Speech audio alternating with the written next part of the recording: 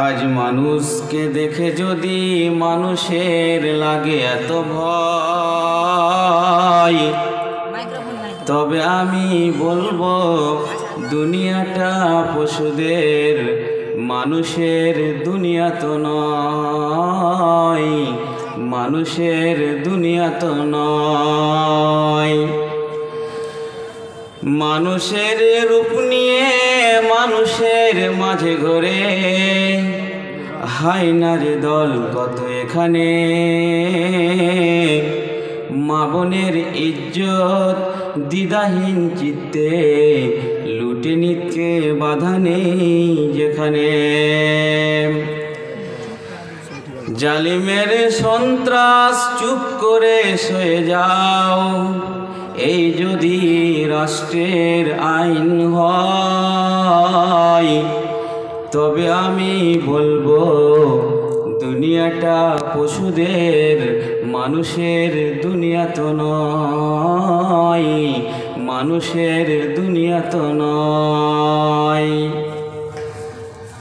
উপকার মনে এলে কাউকে যদি ঘর থেকে কিছু টাকা ধার দাও, শ্রদ্ধা পাবে না তবে চাইতে গেলে উঁচু নিচু কথা শুনে ফিরে যাও। ইনসাফ চাই বলে ফরিয়াদি কেঁদে মরে, ইনসাফ চাই বলে ফরিয়াদি কেঁদে মরে। তথাপি শাসক যদি নীরবে ঘুমায়, তবে আমি বলবো দুনিয়াটা পশুদের, মানুষের দুনিয়া তো নয়, মানুষের দুনিয়া তো নয়। উপস্থিত যোগ্যতম সম্মানিত সভাপতি সাহেব ও মঞ্চে উপবিষ্ট ওলামায়ে কেরাম ও আমার সামনে অত্র এলাকার বিভিন্ন প্রান্ত থেকে ছুটে আসা বয়োজ্যেষ্ঠ বৈকনিষ্ঠ সমবয়স্ক আমার বাবাজি, দাদা ভাই ও বন্ধুরা, ও একটু অনত দূরে আমার স্নেহের মা ও বোনেরা, সর্বাগ্রে আমরা সেই মহান রব্বুল আলামিনের প্রশংসা গুণগান গুণকীর্তন করব, জিনার অশেষ রহমতে এরকম একটা দ্বীনি মজলিসে আমরা উপস্থিত হতে পেরেছি। তাই সকলে একবার মন খুলে উচ্চস্বরে বলুন আলহামদুলিল্লাহ। অতঃপর তাহার প্রিয় রাসূল, জিনার নাম আহমদ মুস্তফা মুহাম্মদ মুস্তফা, সকলে বলুন সাল্লাল্লাহু আলাইহি ওয়াসাল্লাম, তিনার প্রতি শত কোটি দুরূদ ও সালাম বর্ষিত হোক। আল্লাহুম্মা সাল্লি আলাই, আল্লাহুম্মা বারিক আলাই। সম্মানিত উপস্থিতি, আমার টাইম খুব সংকীর্ণ। এই কয়েক মিনিটে কয়েকটি কথা জাস্ট আমি আপনাদের সম্মুখে বলবো। আমি আশা করব যে আমার কথাগুলো আপনারা একটু শুনবেন, বুঝবেন, ভাববেন এবং পরিশেষে আমল করার চেষ্টা করবেন। তো যে টপিকখানা বলার জন্য ইচ্ছা পোষণ করেছি সেটি হচ্ছে, হেডলাইন বা শিরোনাম হচ্ছে, যদি গুনাহকে ধুতে চান, যদি গুনাহকে ধুতে চান। এটি একটি বর্তমান সমাজে একটি তাৎপর্যপূর্ণ একটি বক্তব্য। তো গুনাহ মাপের পদ্ধতি বা উত্তরণের পথ জানার আগে আমি যেটা জরুরি মনে করছি যে আমাদেরকে জানতে হবে গুনাহ কাকে বলে। What is the definition of sins? গুনাহর সংজ্ঞা কি? গুনাহ কাকে বলে? গুনাহ তাকে বলা হয় আল্লাহ এবং আল্লাহ রসুলের আদেশ না মানা, তাদের বিরুদ্ধাচরণ করা, তাদের নিষেধকৃত কাজ করা, সেটা প্রকাশ্যে হোক বা গোপনে হোক, তাকে বলা হয় গুনাহ।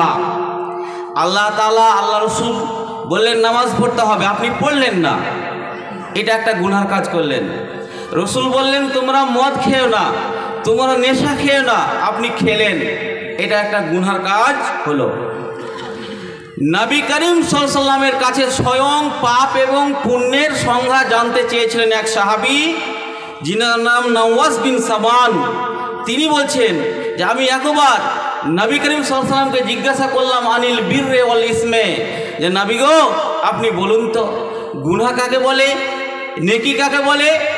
নবী করিম সাল্লাল্লাহু আলাইহি ওয়াসাল্লাম তার উত্তরে তাকে বলেছিলেন এই কথাটা, ফাকালা আল বিররু হুসনুল খুলকি ওয়াল হিসমু মা হাকা ফি সাদরিকা ওয়া কারাহতা আয়াতালি আলাইহিন নাস। ওগো সাহাবী তুমি শোনো, নেকি হলো পূর্ণ হলো উত্তম চরিত্র, উন্নত চরিত্র। যত রকমের ভালো চরিত্র আছে এগুলো নেকির কাজ, পুণ্যের কাজ। আর পাপ হলো যা তোমার অন্তরে দ্বিধাদ্বন্দ্ব সৃষ্টি করবে, সংশয় করবে, আর তুমি এটা সব সময় চাইবে যে তোমার এই কাজটা যেন লোকেরা না জানুক, লোকেরা না জানুক, এটা তুমি অপছন্দ করবে, সেটাই হচ্ছে পাপ। আপনি বলবেন যে আমরা অনেক পাপ করছি, নামাজ ছাড়ছি, মদ পান করছি, কই এটা তো অপছন্দের কিছু নেই। আমি আপনাকে বলছি যে আপনার অন্তর আর অন্তর হয়ে নেই, আপনার অন্তরে কালি পড়ে গেছে, আপনার অন্তরে কলিমা পড়ে গেছে, কালি পড়ে গেছে। নবী করিম সাল্লাল্লাহু আলাইহি ওয়াসাল্লাম বলছেন ইন্নাল মুমিনা ইযা আযনামা কানাত নুকতাতুন সাউদাউ ফি কলবিহি, যে মানুষ মুমিন যখন গুনাহ করে তখন তার অন্তরে কালি পড়ে যায়, আর এই কালির মুছার যদি সে ব্যবস্থা না করে, উত্তরণের পথ যদি না খুঁজে, তাহলে সে আর একটা পাপ করে, আর তার কালি বাড়তেই থাকে, তখন তার অন্তরে ভালো মন্দ বিচার করার আর ক্ষমতা রাখে না। ওই জন্যই খারাপ কাজ করেও আমাদেরকে খারাপ লাগে না। তাহলে পাপ সম্বন্ধে বুঝতে পারলাম, পাপ সাধারণত দুই প্রকার, একটা হচ্ছে কাবিরা গুনাহ, কাবিরা গুনাহ মানে বড় গুনাহ, আর আরেকটা হচ্ছে সাগিরা গুনাহ বা ছোট গুনাহ। ছোট গুনাহ কাকে বলে? যে সকল গুনাহের ওপরে কোনো শাস্তি ঘোষণা হয়নি অথবা আযাবের ভয় দেখানো হয়নি, যে সমস্ত গুনাহ চলতে ফিরতে অথবা একটু বেখেয়ালে যখন তখন ঘটে যায়, সেই সমস্ত ছোট গুনাহকে বলা হয় সাগিরা গুনাহ বা ছোট গুনাহ। উদাহরণস্বরূপ, যে একটা আজনবী মহিলাকে দেখা, তাকে কিস করা, টাচ করা, তারপরে আপনি একটা পশু বসে আছে একটা ঢিল মেরে দিলেন, তাকে জাগিয়ে দিলেন, বাচ্চাকে অতিরিক্ত ভয় দেখাচ্ছেন, তারপরে হচ্ছে কি যে আপনি অকারণে একটা ডাল ভেঙে দিলেন, একটা ঢিল ছুড়ে দিলেন, পাখিরা উড়ে গেল। এই ছোট ছোট গুনাহ এরকম অনেক আছে, যতগুলো বললাম এগুলো ছোট গুনাহ, আরও অনেক আছে। এবার বড় গুনাহ কোনগুলো? কোনগুলো বড় গুনাহ বা কাবিরা গুনাহ কাকে বলে? যে সকল গুনাহ অপরাধের জন্য দুনিয়ায় শাস্তির বিধান আছে, অথবা আখিরাতের কঠিন আযাবের ভয় দেখানো হয়েছে, অথবা রাসূল সাল্লামের ভাষায় বা ওই অপরাধকারীকে নবী করিম সাল্লাল্লাহু আলাইহি ওয়াসাল্লাম লানত করেছেন, সেই সমস্ত গুনাহগুলোকে বলা হয় কাবিরা গুনাহ বা বড় গুনাহ। কয়েকটা বলি। কাবিরা গুনাহ হলো শিরক করা কাবিরা গুনাহ, মাতা পিতার অবদ্ধ হওয়া কাবিরা গুনাহ, অন্যায়ভাবে কাউকে হত্যা করা কাবিরা গুনাহ, ইয়াতিমের মাল ভক্ষণ করা কাবিরা গুনাহ, তারপরে জাকাত না দেওয়া কাবিরা গুনাহ, চুরি করা কাবিরা গুনাহ, ডাকাতি করা, মদ্যপান করা কাবিরা গুনাহ। এরকম অসংখ্য কাবিরা গুনাহ আছে যা আমরা সবাই ছোট গুনাহ বড় গুনাহ সবারই সাথে জড়িত। এবার প্রশ্ন, ধরেন আমাদের কাবিরা গুনাহ হয়ে গেছে, গুনাহ আমাদের হয়ে গেছে, এর থেকে উত্তরণের পথ কি? গুনাহ করে নিয়েছি, গুনাহ করে কুড়ে হয়ে বসে থাকবেন না। প্রথম নম্বর পথ, যদি আপনি আপনার গুনাহকে ধুতে চান, তাহলে প্রথম নম্বর পথ এবং সব থেকে বেস্ট পথ হলো তওবা এবং ইস্তিগফার করা। তওবা এবং ইস্তিগফার করা। তওবা কাকে বলে? তওবা শব্দের আবেদনই করতে হলো ফিরে আসা, প্রত্যাবর্তন করা, অনুতপ্ত হওয়া। ইস্তিগফার মানে হলো ক্ষমা প্রার্থনা করা।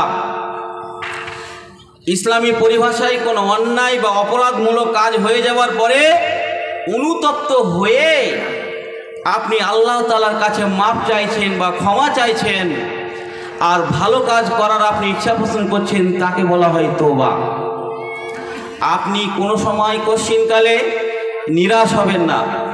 দেখেন, আপনি দুনিয়ার জিনিসগুলোকে দেখেন, যদি একটা জামা কাপড় ময়লা হয়ে যায়, ওকে পরিষ্কার করার পদ্ধতি হলো ওকে সার্ফে ডুবান, সে পরিষ্কার হয়ে যাবে। জল ময়লা হয়ে গেছে, ফিটকিরি দেন, পরিষ্কার হয়ে যাবে। সোনা, তারপরে লোহা মরিচা পড়ে গেছে, ওকে আগুনে পোড়ান, পরিষ্কার হয়ে যাবে। আপনার বাড়ি ঘর নোংরা হয়ে গেছে, ঝাড়ু দেন, পরিষ্কার হয়ে যাবে। আপনার মনের মধ্যে যে কালি পড়ে গেছে, সেটা পরিষ্কার হবে না? ও অবশ্যই হবে, অফকোর্স হবেই। তো প্রথম নম্বর পথ যেটা বললাম, তওবা ও ইস্তেগফার করা।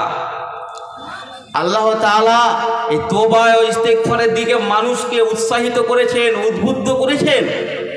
যেমন তিনি বলছেন, কেউ যদি তওবা করে, জুলুম করে নিজের উপরে, তারপরে যদি তওবা করে, তাহলে আল্লাহ তাআলা তার তওবাকে কবুল করেন।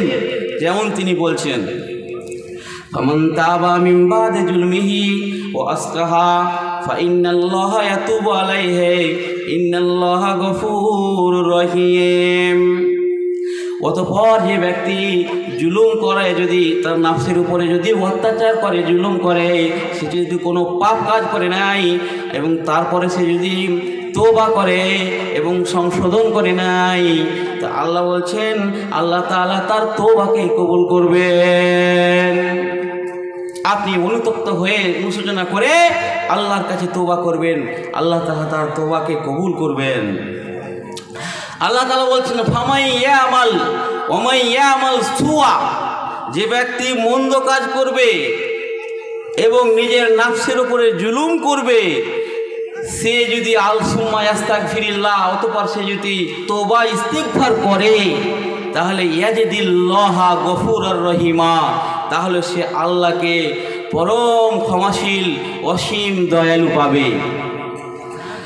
আপনি গুনাহ করছেন, গুনাহ করতে করতে করতে যদি সারা ভূতনি ভরে যায়, আর তারপরেও যদি আপনি আল্লাহর কাছে তওবা করেন, তাহলে আল্লাহ তাআলা আপনার তওবা কবুল করবেন, আপনাকে ক্ষমা করবেন। আপনাকে আমি হাদিস বলছি, হাদিস মিসকাত 2336 নম্বর হাদিস, যেখানে বলা হচ্ছে, আল্লাহ তাআলা, নবী বলছেন যে আল্লাহ তাআলা বলেন, কি বলছেন, ইয়া ইবনে আদম ইন্নাকা মা দাওতানি ওয়া রাজাউতানি গাফারতু লাকা আলা মা কানা মিনকা ওয়ালা উবালি। আমি অনুবাদ করছি কিছু। আল্লাহ তাআলা বলছেন, ও আদম সন্তান, তোমরা যত দিন আমাকে ডাকবে, আমার কাছে ক্ষমা পাওয়ার আশা রাখবে, তোমার অবস্থা যাই হোক না কেন, আমি তোমাকে মাফ করব। ওয়ালা উবালি, আমি ক্ষমার ব্যাপারে কাউরির সাথে পরোয়া করি না। আই ডোন্ট কেয়ার, আমি কাউকে পরোয়া করি না। তারপরে বলা হচ্ছে যে তোমার গুনাহ যদি আসমান পর্যন্ত পৌঁছে যায়, তারপরে তুমি আমার কাছে ক্ষমা চাও, তাহলে আমি তোমাকে ক্ষমা করব। তারপরে বলা হচ্ছে, যদি তোমার গুনাহ সারা পৃথিবী পরিমাণ হয়ে যায়, আর আমার সাথে সাক্ষাৎ করো এরকম অবস্থায় যে তুমি কোনো জিনিসকে শরীক করনি, শিরক করনি, তা আমি সেই পরিমাণ মাগফিরাত নিয়ে আমি তোমার কাছে উপস্থিত হব। তাহলে তওবার ইস্তিগফারের কত ফজিলত। তাই আমাদেরকে কি করতে হবে, তওবা এবং ইস্তিগফার আমাদেরকে বেশি বেশি করে করতে হবে। আস্তাগফিরুল্লাহ বলেন সবাই, আস্তাগফিরুল্লাহ, আস্তাগফিরুল্লাহ ওয়া আতুবু ইলাইহি, আস্তাগফিরুল্লাহ ওয়া আতুবু ইলাইহি। আপনি বারবার বারবার বলতে থাকবেন। নবী করিম সাল্লাল্লাহু আলাইহি ওয়াসাল্লাম তিনি বলছেন, আমি দিনে 70 বারের বেশি তওবা ইস্তিগফার করি। অন্য হাদিসে আছে তিনি 100 বারের অধিক তওবা ইস্তিগফার করেন। তো নবী যদি 100 বার করে তওবা ইস্তিগফার করেন, যার গুনাহ ছিল না, তাহলে আমাদেরকে কতবার করে করা উচিত? অতএব ভাই ও বাবাজিরা, তওবা এবং ইস্তিগফার করার বারবার করে মাঝে মাঝে মাঝে সাঝে যে যে অবস্থায় আছেন, একজন চায়ের দোকানদার, সে চা ঘুরতে ঘুরতে বলতে পারে আস্তাগফিরুল্লাহ, আস্তাগফিরুল্লাহ। একজন মা ও বোনেরা রান্না করছেন, রান্নাঘরে বলতে পারেন আস্তাগফিরুল্লাহ। ওয়া আতুবু ইলাইহি বলতে পারেন, তাহলে কি হবে? আমাদের গুনাহ খাতা মাফ হবে। তো অনেক কথা আছে, জাস্ট এতটা মনে রাখেন যে আপনি যদি তওবা ইস্তেগফার যদি বিশুদ্ধভাবে খাঁটি মনে করতে পারেন, তাহলে আল্লাহ তাআলা আপনার তওবা ইস্তেগফার কবুল করবেন, এটা আশা করা যায়। এবার 2 নম্বর পথ, গুনাহ হয়ে গেছে, মাফ করার পদ্ধতি 2 নম্বর হলো, যদি আপনার কোনো ক্রমে যদি গুনাহ হয়ে যায়, সাথে সাথে একটা ভালো কাজ করবেন, সঙ্গে সঙ্গে পরে একটা ভালো কাজ করবেন। প্রমাণ যে মিসকাত 5083 নম্বর হাদিস, যেখানে বলা হচ্ছে যে আবু যার রাদিয়াল্লাহু তাআলা আনহু তিনি বলেন যে নবী করিম সাল্লাল্লাহু আলাইহি ওয়াসাল্লাম একবার আমাকে বলেছিলেন, কি বলেছিলেন? ইত্তাকিল্লাহা হাইসুমা কুনতা ওয়া আতবিস শাইআতাল হাসানা তামহুহা ওয়া খালিকিন নাসা বিকুলকিন হাসানিন। ওই আবু যার, তুমি যেখানেই থাকো না কেন, তুমি যেভাবেই থাকো না কেন, তুমি আল্লাহকে ভয় করবে। আর যদি কোনো ক্রমে ভুল ক্রমে যদি গুনাহ হয়ে যায়, তাহলে পরেই সাথে একটা নেকির কাজ করে নেবে, তাহলে কি হবে? যে ওই গুনাহটাকে মিটিয়ে দিবে। আর মানুষের সাথে ভালো ব্যবহার করো, মানুষের সাথে উত্তম আচরণ করো। আপনি যদি উত্তম আচরণ করেন, মানুষের সাথে যদি ভালো আচরণ করেন, মানুষের প্রতি যদি আপনি দয়া করেন, রহম করেন, তাহলে আসমানে যিনি আছেন আপনার প্রতি দয়া করবেন, রহম করবেন। হাদিস বলছে ইয়ারহামুকুম মান ফিল আরজি ইয়ারহামুকুম মান ফিস সামায়ে। তোমরা দুনিয়াবাসীদের প্রতি রহম করো, তাহলে আসমানে যিনি আছেন তোমাদের প্রতি রহম করবেন। करो मेहरबानी तुम अहले ज़मी पर, खुदा मेहरबा होगा अरसे बरे पर। তুমি যদি দুনিয়ার মানুষের প্রতি, জীবজন্তুর প্রতি যদি ভালো ব্যবহার করো, রহম করো, তাহলে আল্লাহ রাব্বুল আলামিন তোমার প্রতি রহম করবেন। আমাদের হাদিস জানা নেই? বুখারী শরীফের হাদিস 3321 নম্বর হাদিস, যাদের মোবাইল আছে দেখে নেবেন। মানুষ তো দূরের কথা, আপনি যদি জীবজন্তু পশু পাখির উপরে দয়া করেন, তাহলে আল্লাহ তাআলা আপনার প্রতি দয়া করবেন। একজন ব্যভিচারিণী মহিলা, একজন দুশ্চরিত্রের অধিকারিণী মহিলা রাস্তা দিয়ে যাচ্ছিলেন, আর একটা কুকুরের পাশ দিয়ে অতিক্রম করছিলেন। যেই কুকুরটি হাঁপাচ্ছিল, তাকে এত পিপাসা পেয়েছিল যে রাবি বলছেন কাদা ইয়াকতুলহুল আতাস, যে মনে হচ্ছে পিপাসা তাকে মুমূর্ষ করে দিয়েছিল, পিপাসা তার ওষ্ঠাগত হচ্ছিল। এই দুশ্চরিত্রের মহিলাটা তার এরকম করুণ অবস্থা দেখে, একটা কুকুরের করুণ অবস্থা দেখে তার দয়া হলো, মায়া হলো। পাশে একটা কূপ ছিল, বালতি নাই, কোনো দড়ি নেই, তখন সে কি করলো? সে তার জুতো দুটিকে খুললো, মোটা ধরনের মোজা বা অনেকে জুতো বলে দিয়েছেন ডাইরেক্ট, জুতোকে খুললো এবং ফাউসাকাতুহু বিখিমারিহা, তার ওড়নায় বাঁধলো, আর ওড়নাতে ওই জুতোকে বেঁধে ওই জলকে উঠালো, আর জল উঠানোর পরে ওই কুকুরটিকে পান করালো। ওড়নায় বেঁধে কুকুরটিকে পান করালো। এবার নবী বলছেন ফাগুফিরা লাহা বিজালিকা, এই কারণেই তাকে ক্ষমা করে দেওয়া হলো। তাহলে দুনিয়াবাসীর প্রতি, মানুষের প্রতি রহম যদি আমরা করি, তাহলে আল্লাহ তাআলা আমাদের প্রতি রহম করবেন। 3 নম্বর পথ, গুনাহ মাপের 3 নম্বর পথ হলো কি? আপনি আজান দিবেন। আজান, মুয়াজ্জিন, আজান দেওয়া কত ফজিলতের কাজ। যে হাদিস বলছে আল মুয়াজ্জিনু ইগফারু লাহু মাদা সাউতিহি, যারা মুয়াজ্জিন, যারা আজান দিবে, তার আজান যতদূর পর্যন্ত পৌঁছাবে, সেই পরিমাণ যদি তার গুনাহ হয়ে যায়, তাকে ক্ষমা করে দেওয়া হবে। অন্য হাদিসে আছে যে তার আজান যেই শুনবে, জিন হোক, মানুষ হোক, পশুপক্ষ হোক, কিয়ামতের দিন তার জন্য সাক্ষী দিবে। অন্য একটি হাদিসে আছে ওয়ালাহু মিসলু আজরে মান সাল্লামাহু, আর তার আজান শুনে যতজন নামাজ পড়বে ততজনের সমপরিমাণ তাকে নেকি দেওয়া হবে। তাহলে এটাও ভালো কাজ। আপনি পাপ হয়ে গেছে, আপনি বসে থাকবেন না কুড়ি লোকের মতো, কি করবেন? সুন্দর করে উজু করবেন, আর উজু করে 2 রাকাত নামাজ পড়বেন, আর নামাজ পড়ার পরে আল্লাহর কাছে ক্ষমা চাইবেন। তাহলে কি হবে? আল্লাহ আপনার পাপকে, গুনাহটাকে মাফ করে দিবেন। এটা আমি বলছি না, নবী বলছেন। কি বলছেন? মা মিন আবদিন ইজনেমো জানবান ফা ইহসিনু তুহুরা সুম্মা ইয়াকুমু ফা ইসাল্লি রাকাতাইন সুম্মা ইস্তাগফিরুল্লাহ ইল্লা গফারাল্লাহু লাহু। কোনো বান্দা যদি গুনাহ করে নেয়, গুনাহ করার পরে সে যদি সুন্দর করে উজু করে, পবিত্রতা অর্জন করে, তারপরে সে যদি নামাজে দাঁড়ায় আর 2 রাকাত নামাজ পড়ে, সুন্দর করে উজু করে যদি 2 রাকাত নামাজ পড়ে, আর তারপরে সে যদি আল্লাহর কাছে ক্ষমা চায়, তাহলে আল্লাহ, নবী বলছেন যে গফার আল্লাহ লাহু, তাহলে আল্লাহ তাআলা তার গুনাহকে মাফ করে দিবেন।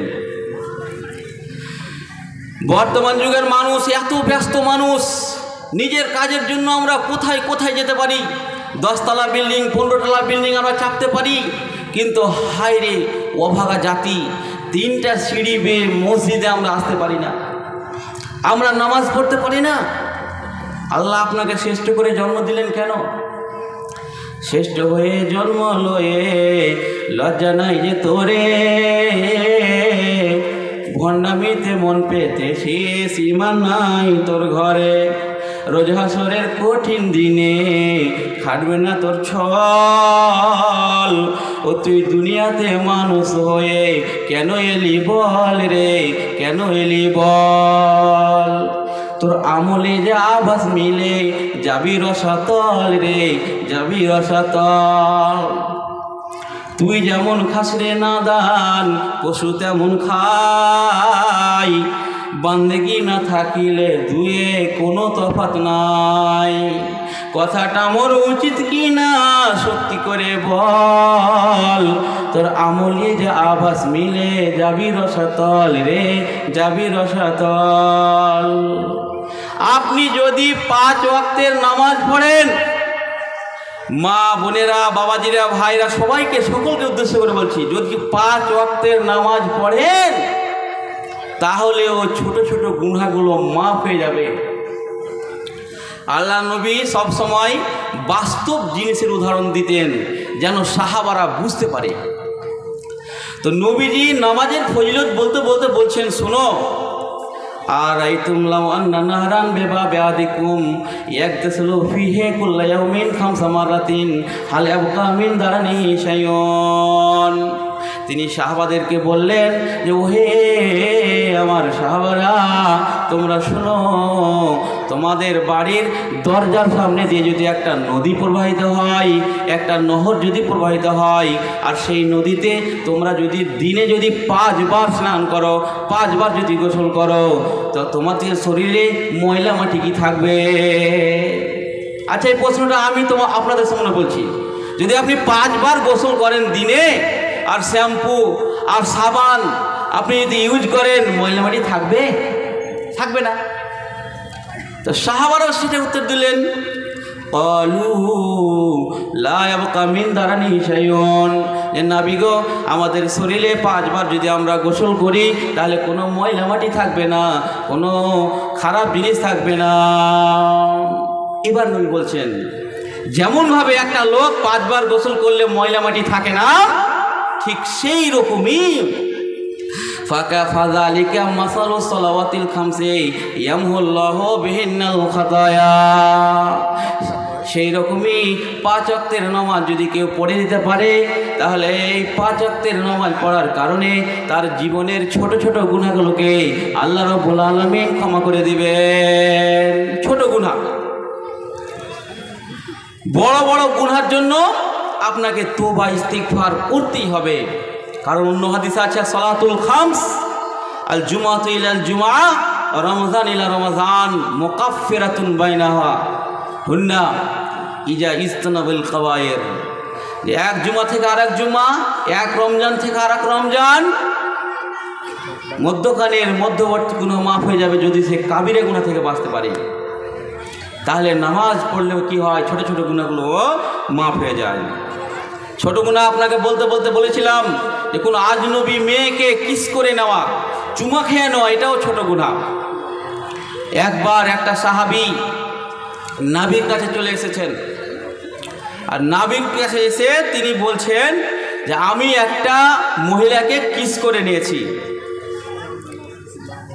তখন আল্লাহ তাআলা আয়াত নাজিল করে দিলেন যে আকিমিস সালাহ তারফিয়ান নাহার ওয়া যুলাফাম মিনাল লাইল ইন্নাল হাসানাত ইযহিবুনাস সাইয়্যাত, যে তুমি কি করো, 5 ওয়াক্তের নামাজ পড়ো, তাহলে কি হবে, ভালো কাজ, এই নামাজ এই খারাপ কাজটাকে, এই গুনার কাজটাকে মিটিয়ে দিবে। সাহাবাটি বলছেন হুজুর এটা কি শুধু কি আমার জন্য? আল্লাহর নবী বললেন না, লে জামি উম্মতি কুল্লিহিম, আমার প্রত্যেকটা উম্মতের জন্য। একজন সাহাবা নবীর কাছে চলে এসেছেন, আর নবীর কাছে এসে বলছেন ইন্নী আসাবতু হাদ্দান ফাকিমহু আলাইয়া, নবী গো আমি শাস্তির উপযুক্ত হয়ে গেছি, আপনি আমার উপরে শাস্তি প্রয়োগ করুন। নবীর কাছে চলে এসে, আর নবীর কাছে আসার পরে বলছে হুজুর আমি শাস্তির উপযুক্ত হয়ে গেছি, আপনি আমার প্রতি শাস্তি প্রয়োগ করুন। ওয়ালাম ইয়াসআল আনহু, আল্লাহ নবী জিজ্ঞেস করলেন না যে তুমি কি করে এসেছ।